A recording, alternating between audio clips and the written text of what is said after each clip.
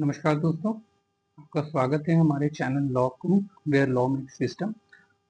हम अपनी इस चैनल के थ्रू नए नए लीगल टॉपिक्स, ऑर्डर्स, जजमेंट को डिस्कस करते हैं ताकि हमारे नॉलेज में एक्सपेंशन हो, हम चीज़ों को अच्छे पर्सपेक्टिव से समझ पाएँ, हम अपना पर्सपेक्टिव को वाइड कर पाएँ और एक कॉम्प्रिहेंसिव वे में चीज़ों को समझ पाएँ।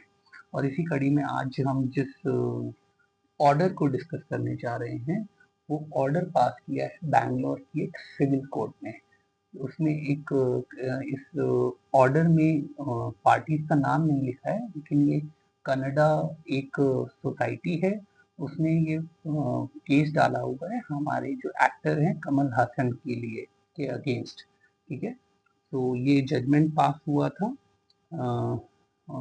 फोर्थ ऑफ जुलाई 2025 को and passed by additional civil जज बेंगलुरु 30। यहाँ पे नाम नहीं लिखा बिकॉज हर डिस्ट्रिक्ट में हर जगह ऑर्डर्स को टाइप करने का तरीका अलग है। जैसे दिल्ली में जज का नाम भी लिखा जाता है, लेकिन यहाँ पे नाम नहीं लिखा, बस उसका नंबर लिखा गया है एडिशनल 30 एडिशनल। तो ये है सिविल जज। ठीक है, तो let's go through the order. ये this is passed in the this original suit 4689/2025 on 4th of July 2025. The case was like this. This was a suit. हम लोग अभी और केस डिस्कस करते जा रहे हैं। कोई रिट होता है, कोई एसएलपी होता है, कोई सिविल अपील, कोई क्रिमिनल अपील, कोई रिट पिटीशन सिविल, कोई रिट पिटीशन क्रिमिनल। ये सूट है, normal suit governed by code of civil procedure. This is the suit filed by the plaintiff against the defendant seeking to pass a judgment and decree of permanent injunction restraining the defendant or any person acting through or under him from posting, making, issuing, writing, publishing or distributing any defamatory statement, posts regarding the language of Kannada and the culture associated with it and other reliefs. ठीक है, और फिर उसके बाद इसमें plaintiff ने ये एक और चीज बड़ी इंपॉर्टेंट है. द प्लेंटिफ हैज फाइल्ड आईए number so and so under order 1 rule 8 of CPC and prays permission to file the present suit in a representative capacity on behalf of the Kannadigas. Kannadigas मतलब कन्नड़ लोगों के behalf में.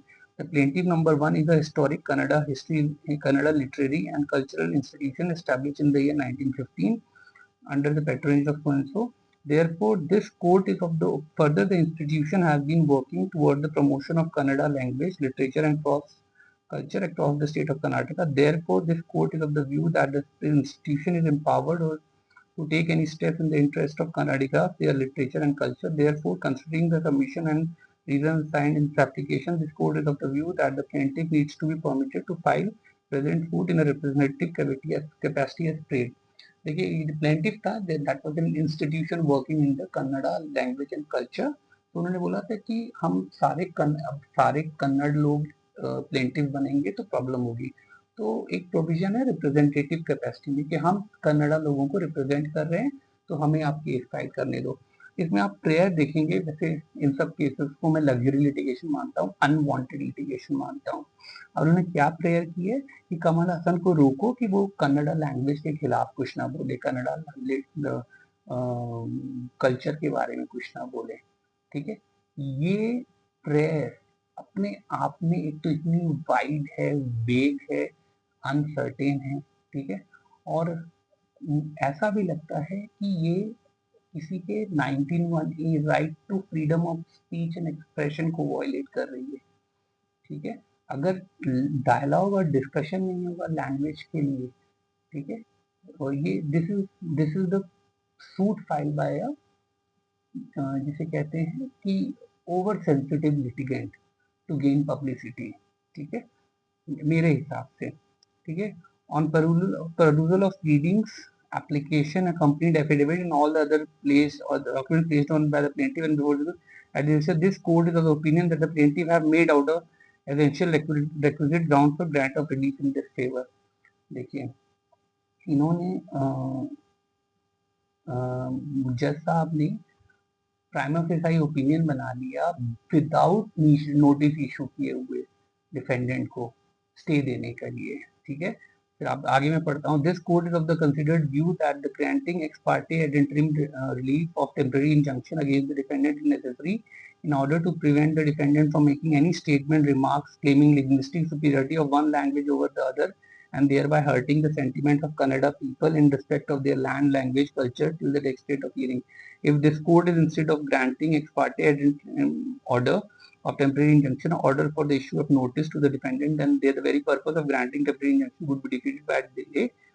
Hence, for the following, the defendant, his agent, his assigned representative, or any other person acting under or through them are hereby restrained by way of ad interim ex parte order of temporary injunction from posting, making, issuing, writing, publishing, or distributing any statement or remark claiming linguistic superiority of a Kannada language, or by making any statement having the effect of causing hurt or defaming the Kannada language, literature, and till the next date of hearing. ठीक है, उसके बाद वो order है, उसके बाद 30 अगस्त की date दे दी है। अब देखिए इन्होंने क्या रिलीफ मांगा है कि कनाडा की कमल हासन कोई ऐसी बात ना बोले कि कनाडा से कोई लैंग्वेज सुपीरियर है, ठीक है। ये जो रिसेंटली कंट्रोवर्सी हुई थी ठग लाइफ के मूवी के चक्कर में, ये उसका ही एक ऑफशूट है कि किसी ने पब्लिसिटी के लिए ये केस फाइल कर दिया और उनको जज साहब ने इन विजडम उनको एक्स पार्टी स्टे दे दिया। देखिए सुप्रीम कोर्ट ने हमेशा बोला है कि आप एक्स पार्टी स्टे मत दो जब तक बहुत जरूरी ना हो। इसमें क्या जरूरी था, ये ना ट्रेडमार्क का केस है, ना किसी का डिमोलिशन हो रहा है, ना कुछ हो रहा है, आपने स्टे दे दिया। आप पहले समन इशू करते, नोटिस इशू करते, आप कमल हसन का व्यू जान लेते। आप कैसे किसी को बोलने से मना कर सकते, और वो भी सिविल कोर्ट? एक civil court is violating the article 19(1) A right of someone else. अब वो क्या आपको, अब कोर्ट, सिविल कोर्ट डिसाइड करेगी किसी को क्या बोलना है। This is purely rubbish order.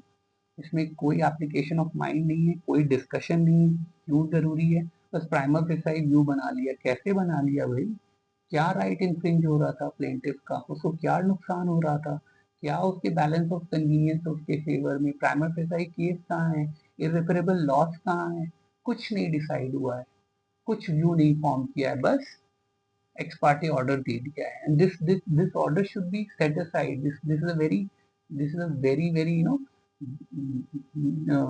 it's a very very insensitive order, very very bad order. I'll give this order 2 out of 10. I'll give this order 2 out of 10.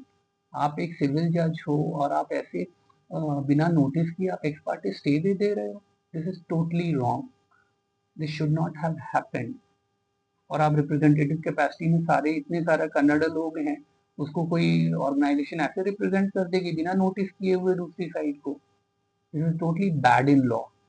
This judge is not very conversant with the latest developments of the law. This order should be set aside.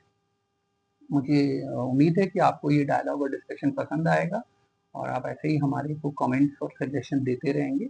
बहुत बहुत धन्यवाद।